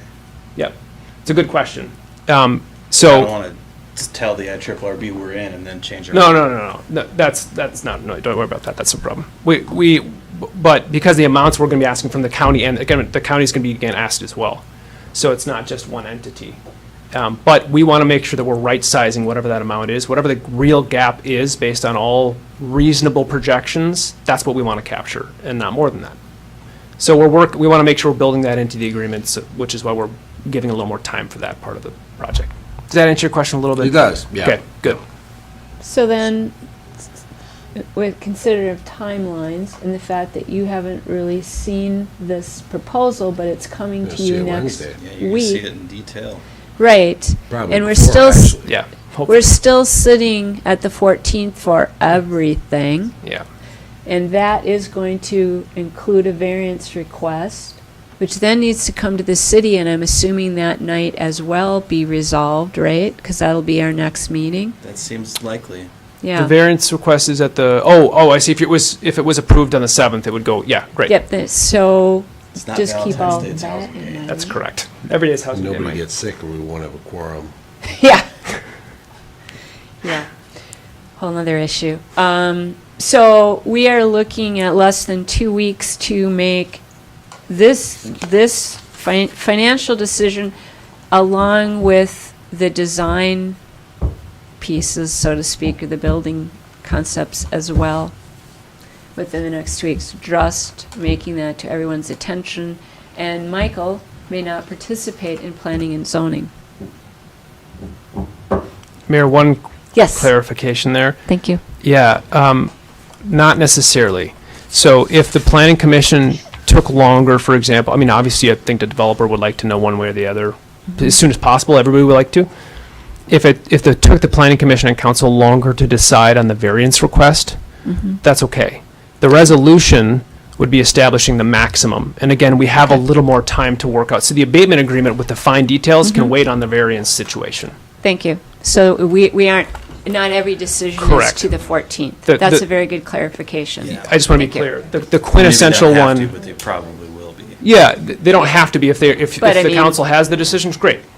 But the really most important one is the decision to approve a resolution for abatement or not. So they can be separate. Okay.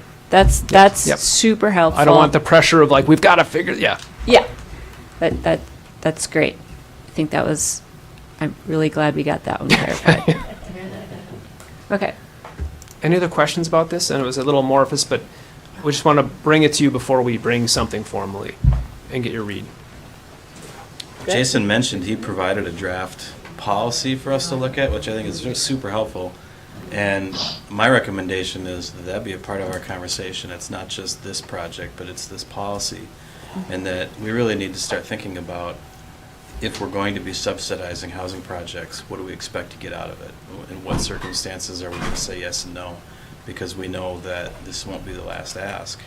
So this is a good chance for us to kind of set the table for what we're willing to participate in and what we expect to get out of it. And just to be clear, Administrator, the policy that I sent is for non-housing projects. It's for economic development. Just general. Yeah, they're usually put into different buckets. Housing's exempt from a lot of things, and economic development needs some business subsidy. So I just, while abatement was on my brain, drafted one for you because you're going to be this is going to get talked about. Obviously, it already has been. So. Okay. Craig, anything else for tonight? No, Okay. I just picked up on a few, like what Mike was just saying is, what's this basically, going down the path of what is expected from the city as far as solving the housing problem. Probably an impossible question, but we've done a lot of things in our zoning already to maximize density and things like that. I don't think we've really had a lot of discussions on the financial end of it, or what we can do financially. That's something I think we should, like Mike said, this is a Pandora's box. If you open it up and start going down this road, there's going to be more people coming in and ask, or we're already seeing that already. So I think we need to have a policy that we're going to use and, be fair about what we say yes to and no to. I guess that's all I have for right now, anyway. Okay. Good points. We'll have those all captured then for the 14th for our conversations then. Right? Does that sound doable? Okay. This is good. Thank you. Great. I'm glad Thank you, were here Jason. to Yeah, thank you for your Yeah. time. get I know us in the all- past who keeps coming in and asking for things. I'm just trying to get housing. It's your job. I know, You're it's my doing your job. job. But thank you. I appreciate your time. What do Thank we you, know about Jason. building I know I can. Hey, welcome back, Michael. Yeah. Back to the party. All right. Thanks a lot, Jason. I do appreciate it. We are on to our next topic. As everyone is aware, Aaron Carlson has resigned from the city council. And so we have a resolution to accept his resignation, and then we'll want to have a conversation about how we proceed to replace him in the interim until the November elections. And I did ask Mike to send out to everybody. I took the general form we've used in the past when we appoint someone in these vacancies, added some background information, which I thought might be helpful so people had a clear understanding of or a better understanding of what it means to give your time and efforts as a counselor, so they have clear expectations of what it means. And I thought we'd all talk about that and see if you'd like those additions or not, or other things you'd take away or whatever. And then by the time we are gone and done this evening, tomorrow Patrick could turn that into an online application. We can immediately start putting out a call on Boreal. We'll work with the radio. Well, I guess we'd have time for the newspaper, just to get the word out. And then by next meeting, that would be a topic of conversation with the hope in mind that we will have some people putting their name in the hat. This is what I'm thinking. So first, let's just go through the resolution. A motion for resolution 2024-05, accepting the resignation and declaring the vacancy in city council, the resignation of Aaron Carlson. Motion on that? So moved. Second? Second. All right. Any questions, comments on that portion of it? All right, roll call vote. Michael? Aye. Okay, Craig? Aye. Ben? Aye. And myself, aye. And with that, the resolution passes. And thank you, Aaron, for your time and service. Appreciate it. All right, moving on. Hopefully everyone had a chance to just see my rough draft. The actual questions on the application that we would ask people to fill out are the same, except I just added, this is a question, should we ask people if there's any potential conflicts of interest, maybe just a brief description. I'm not sure if people would recognize what might be a conflict of interest, but so just tossing that one around. See if there's any thoughts on that or not. Take it off, leave it on, whatever. Or maybe it would need to be clarified a bit. As we noticed this evening, they do arise. So, but it would be hard. You wouldn't know. Yeah, I think it makes sense to have that added to the application and with some guidance as to what that might be. I wouldn't expect folks to be very knowledgeable about it. I would expect us to have a general idea about it if we know the applicant of potential ones. And it'd be hard to imagine like one that would be disqualifying. Well, and that's the other part where I was sitting with this. It's not that I want someone, to disqualify them, but just have that awareness that it's out there. Like on the EDA now, we set up a conflict of interest sheet that we fill out. I guess we really haven't for the city, have we? For our city council, we don't. It's common in other jobs. So, yeah, I'm not really sure how. I would note here that even if you have a conflict of interest, it doesn't preclude you from holding office. So, I mean, if you had the spouse of an employee of the city who wanted to run for or be, considered for this, certainly there's a potential conflict of interest there related to union contracts and setting employee salaries. I mean, these things can come up in so many different circumstances that I'm not quite sure how someone would respond to something like that if you ask that question, because there's a lot of ground that's covered by that. Yeah, that's where I wasn't sure. So I thought I'm going to put this in and just see if there's some way we do it and tweak it, or is it even a value? I don't know. Well, you don't want to turn anybody off either to the process of applying and asking the question, right? And if you get to that line and you're like, yeah, I'm really sure maybe I should just not apply, well, we don't want to do that. Yeah. Right? Yep. Okay. Yes. Yeah, agreed. Okay. All right, yeah, I just kind of put that in there. I just want to think it through. So that's fine. Any other pieces about this that caught anyone's eye? And Mike, did I miss anything about our general, operations, what the city's responsible for in that list? I think it's a great summary. It's not the way I would have written it, but I appreciate that you did it, and it looks awesome.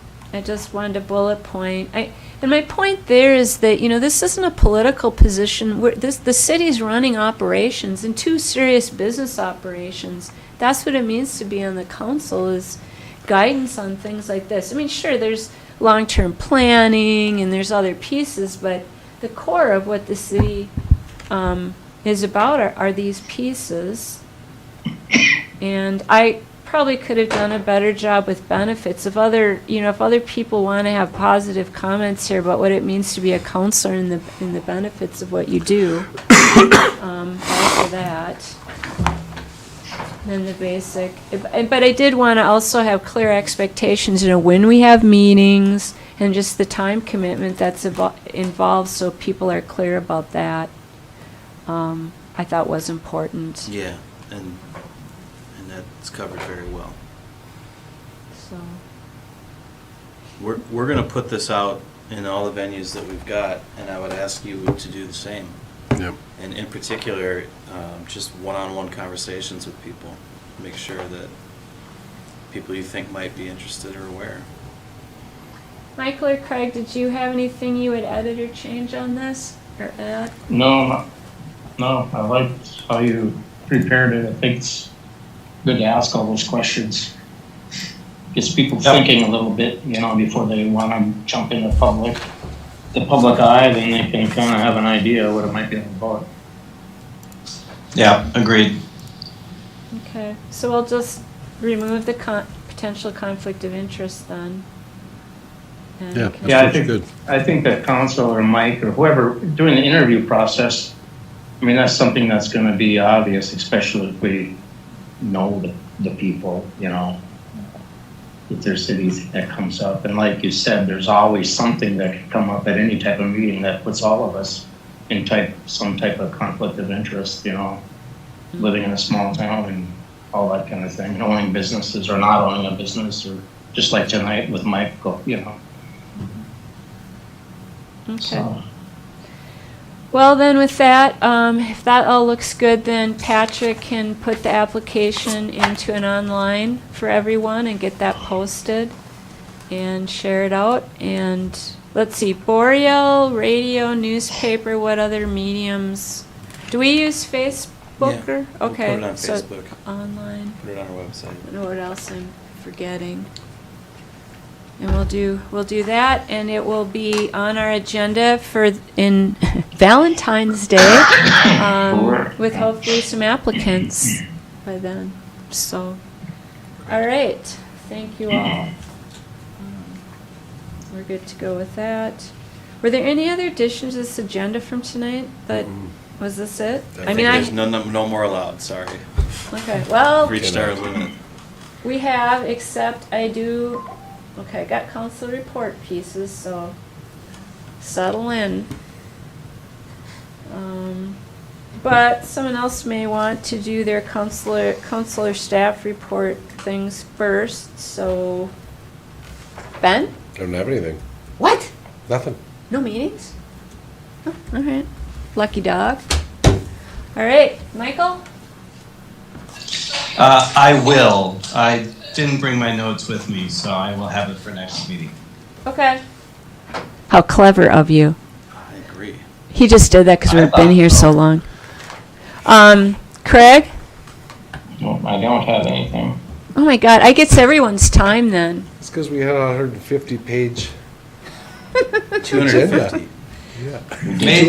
Maybe, Mayor, you don't have any either. Is that possible? Oh, I do, and they're blue highlighted. But, Mike, you may take some of these off my list if you want to give whatever reports you have first. I just had one report. Happy birthday, Karina. Oh, wow. Oh, yeah. Happy birthday. Yeah. That's it. Very much happy birthday. Everything else I've been doing is on your agenda, so. All right, well, that means that you probably have other places you'd rather be tonight. So here we go. Here's my list. So mayor for the day, you may or may not have heard on the radio, Callie had a lot of the GES students broadcasted. And then today I went up to GES because they are creating their own little videos with this. That's pretty cool. And they asked, I came up because on top of that, I offered that if they wanted to come to the meetings and present, or maybe if they were interested in like assisting run a meeting. So they were all excited, and they asked if I come right up and do that. So we talked it through, and I believe we'll work for March for them to come to 2 meetings and do that and split their presentations. And they're going to work with the radio and get with WTIP and get their video out and other things. So more to come on that, but really impressed with the kids' initiative and interest in this. So last week I sent out a note to Molly Hickens. I'm changing directions by, we're done. I'm going to try to talk fast. As to why the city ordinances were not yet in law enforcement software, for which I got a fairly quick response that came to everybody, Mike. And apparently there was some judge's signature required before that work could be done, and it had been sitting there for some time. So she sent another email back to them, and within the next day that signature was secured. And their department or someone within that whole process said they would start entering that work this week. We are now at Wednesday, but they wanted a current file. So I have sent you 2 emails. Talk to you both. Did they get a new file this week? Mm-hmm. Okay. Because there's no sense them doing that work and have a file of our ordinances that is months old. So they're good to go. Did we hear from them? Do we know? I sent it to Molly, and I haven't heard back. Okay. So we can double check and make sure. So maybe it'll be done fairly quickly, and then Pat License Group could write a ticket should that actually be required or needed.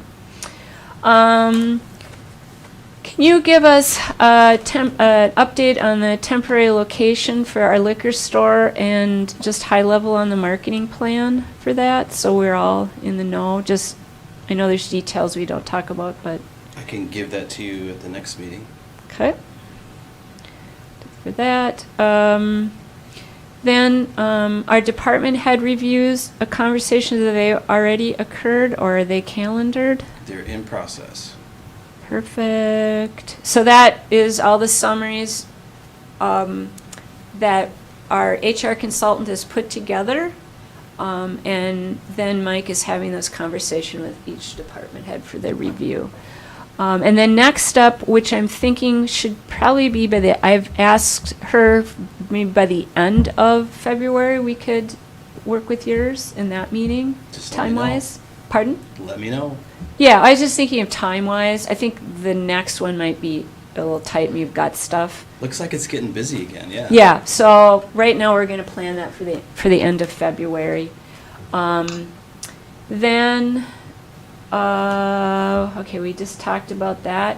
One of the kind of interesting pieces that came up from one of the students' Mayor for the Day conversations was firefighter. I think I'm using the right word, but like their call rate or per call, or how do you say that when they go out? They're paid per call or hours per call? They're paid on call. Paid so per call. Per call. Well, the comment and thought, and Mike and I have talked about this just really briefly, is that, you know, everyone in your contract gets their little ups and ups in pay or whatever, and that also falls for our department heads. And though our firefighters are not our employees, they're volunteers, we don't really have any sort of system built in to put any ups in their pay, which is, you know, it's not big money, folks. And we have been in the past really good about upping contributions to the retirement plan, which is, I believe, of most value to them.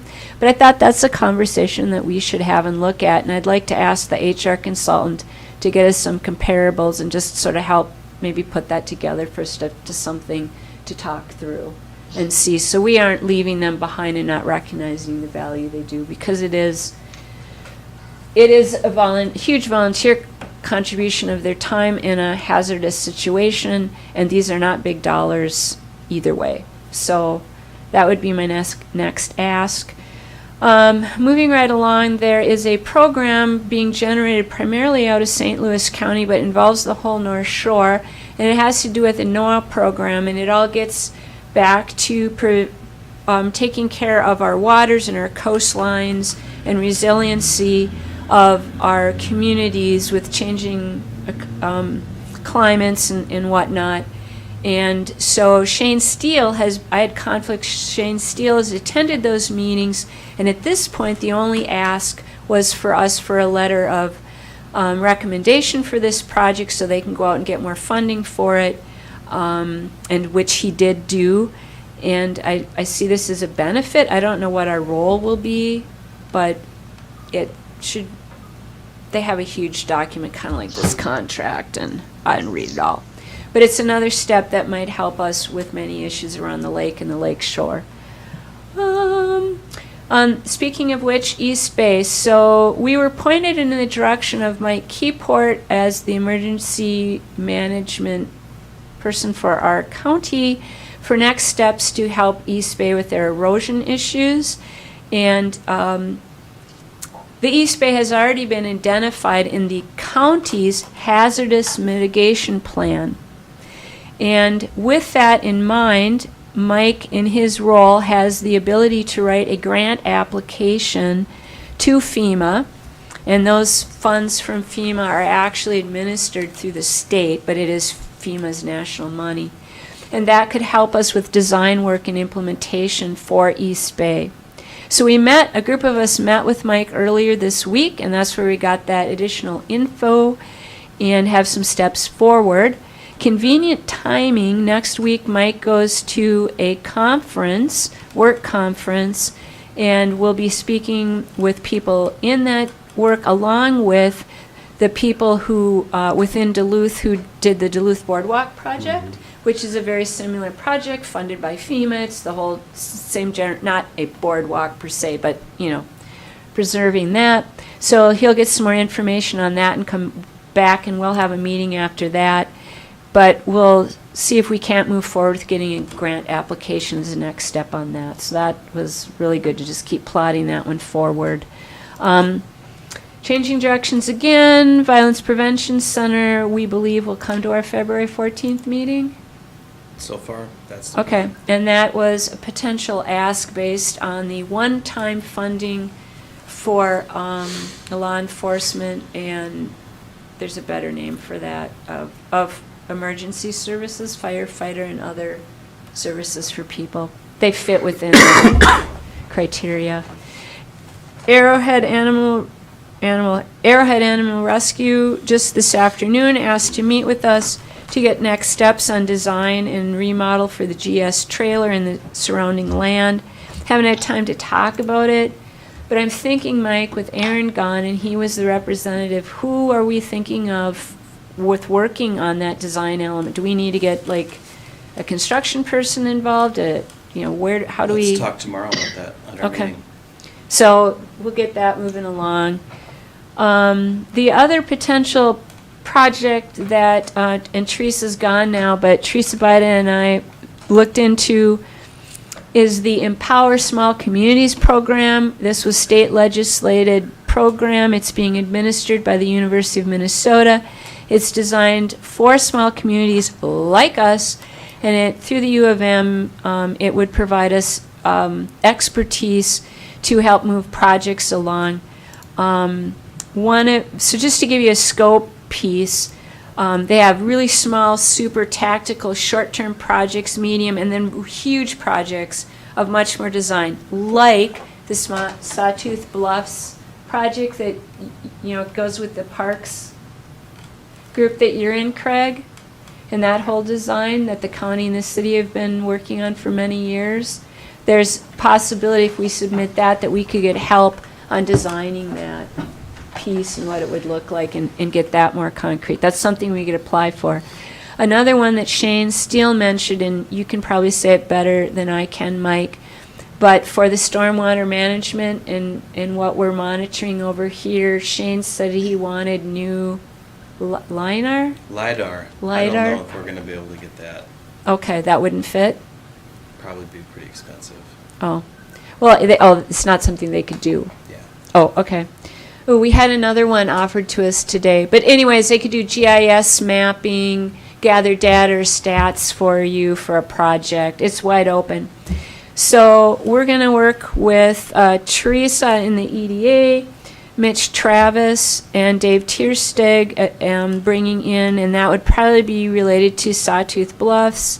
And then whatever Mike and Shane, or we'll just try to get some projects put together because the due date is like ASAP. They have several rounds, but we just want to get some projects in and see if we can get something at whatever level to help us out. EDA report really quickly. We signed a letter, or we agreed to a letter of intent with Jeremy Larson for potential purchasing another lot. He made an offer of 10 grand, which he thought was reasonable because it's only about a third of the lot that's usable due to the wetland pieces to it. So he has time now to go out and decide for sure this is going to work for him.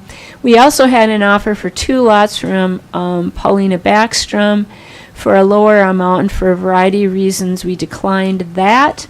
There was election of officers and committee assignments. Not much really changed there. The only new addition, which was done previously, was Mary Somnus to the EDA board, and I believe we assigned her as secretary. Then we also had a memo of understanding for the properties across the road from the share for law enforcement, that for housing, right? That we want no less than 4 units on that property.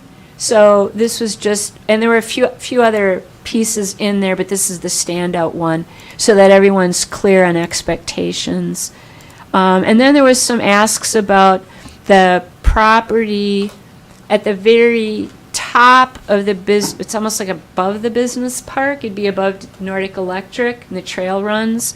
And there was a potential request there to see if that could be available for some development. But the EDA decided no, they would want to keep that for potential expansion for business development, not housing that far up. So those are the highlights from the meeting. And those are all of my pieces. And I just want to make one more thing I forgot to say with all of the McGough thing, but this is one of my favorite things from McGough. And move-in date. That will be looking at the move-in date in December. That will be the best birthday present I have had in a really long time. So if McGough's listening, I want a really nice birthday present. It was like my big thrill. Okay, I tried to get through that really fast. Thanks, everyone. We can go home. Good night. Good night.